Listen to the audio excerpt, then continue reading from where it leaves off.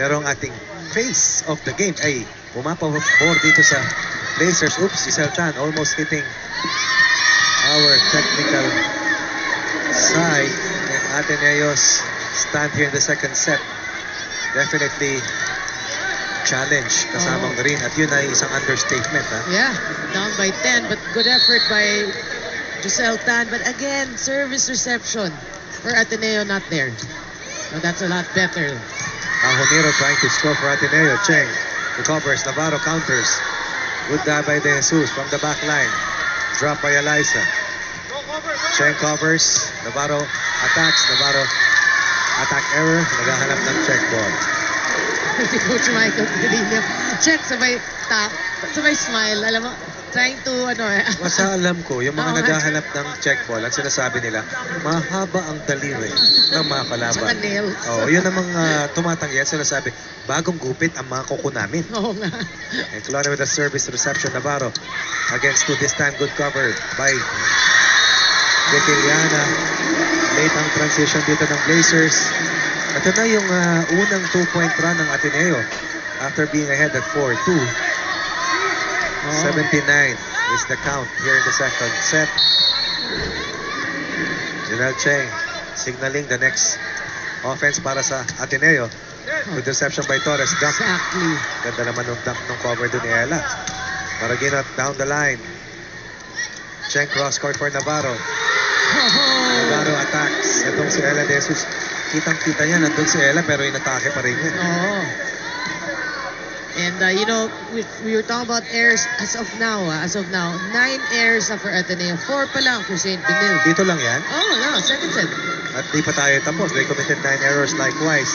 Pero sa kabuuan na yun ng first set. Official ball of the Shakey's B-League is Mikasa. Madayag coming in for Ateneo. Humiro checking out. Cheng. Floater. Kantong-kanto. Pinaluhan na sila ni Eliza. Hinabol na naman ni Cheng. Navarro. Will not connect. Yun yung nagkikeep ng Ateneo afloat, yung mga errors ng St. Benil also. Yung mga hitting errors. Wala silang errors sa reception. Ang ganda ng floor defense. It's their offense. Yung palo, offense nila. Maraginot. Just barely over the net. Navarro. 2 consecutive errors sa kanyang atake. Ateneo still down, but now the lead has decreased to only 7 from a high of 10 points. May ginawa mo, running ulit, press lang ulit live. Targetin natin dito Hindi, maliit sa'yo. Panuhin mo dito. Kasi maganda naman pinapasa natin. Huwag na natin pahabuli. Ang layo-layo ninyo, no? Pipitong score na lang yan. Pipitong laban na yan. Pagkakawin na natin. Okay, relax.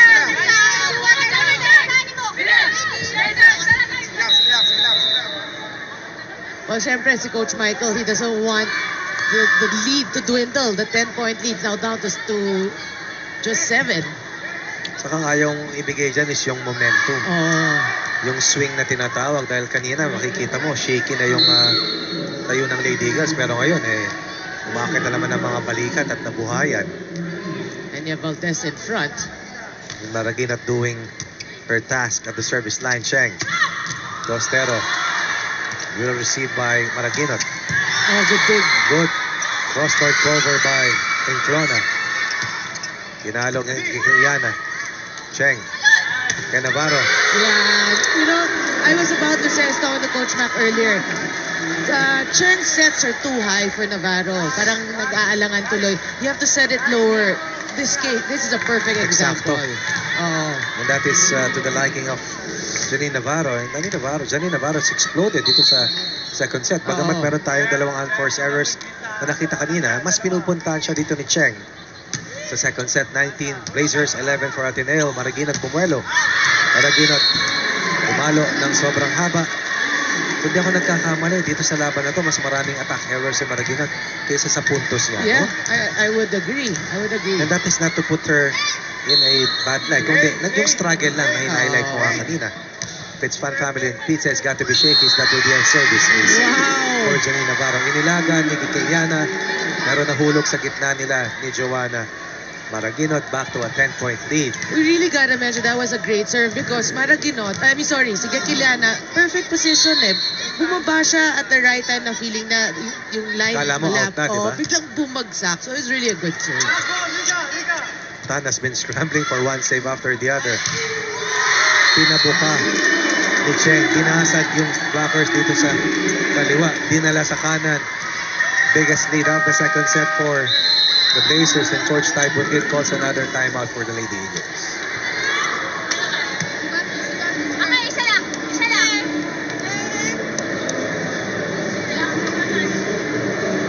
No spiking, you cannot, no point. Have power, but cannot spy. Can spy, ting, can spy. Isa lang. Go, continue. Isa lang. Angat lang yung bola. Gawa tayo paraan, okay? Paraan lang. Okay, 1 point. Angat lang tayo. First round.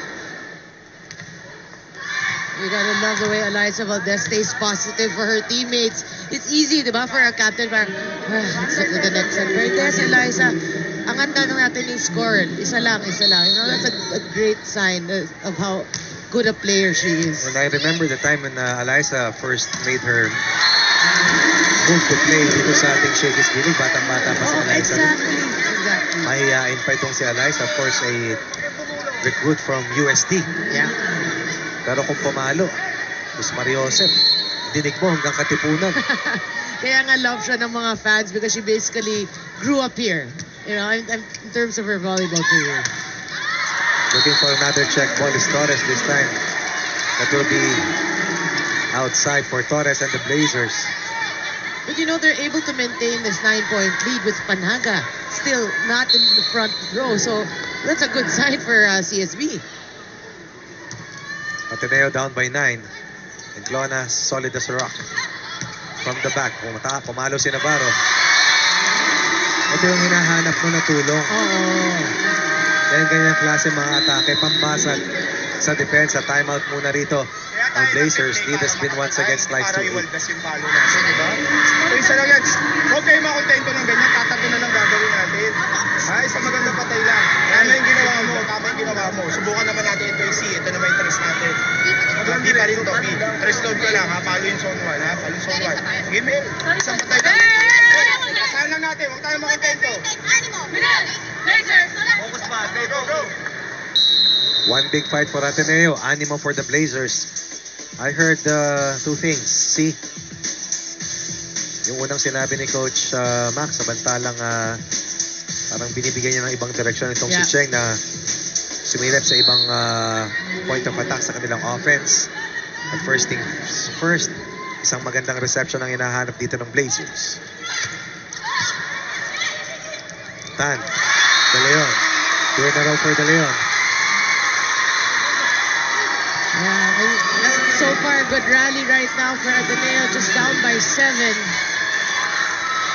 But if you're Benil, you just gotta, calm down and recover. Balasa na ang Blazers. Torres will be substituted by Ramos. Yeah, I think because Coach Michael Cardenas out of timeouts. Kim, Annette, Ramos, service ace for the Lady Eagles.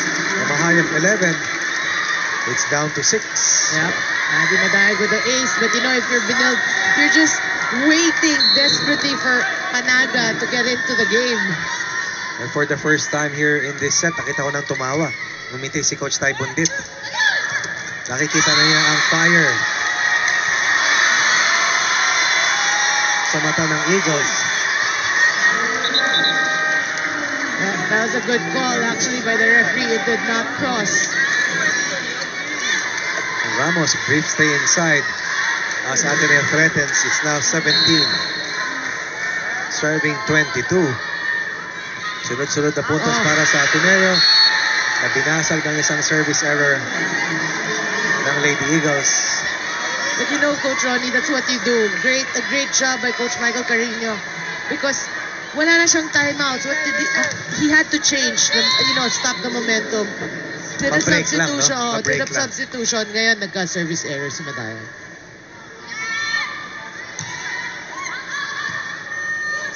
The Blazers are only 2 points away from closing out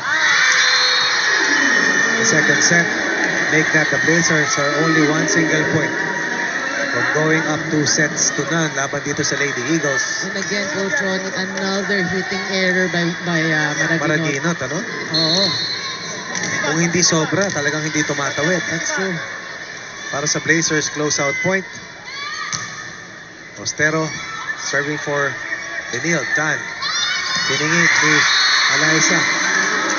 Binasag yung double block. Ateneo 18. Blazers 24. Well, we know Eliza, we know Ateneo. They will not just give it. You have to win your last point. You have to take it away from the Lady Eagles talking about this set. Tan. Enclona receives. Navarro from the back. Good dig by Maraguinot. Drop shot by Valdez.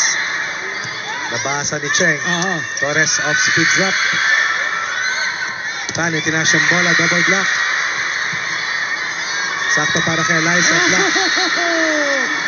Panaga! Brief stint in the front, but made all the difference, Coach Ronnie. And it has been a big difference for the Blazers. Net defense, superior floor defense, and even Eliza Valdez has found the defense of the Blazers a tough nut to crack. And this final play will close out the second set for the Blazers, winning at 25-18.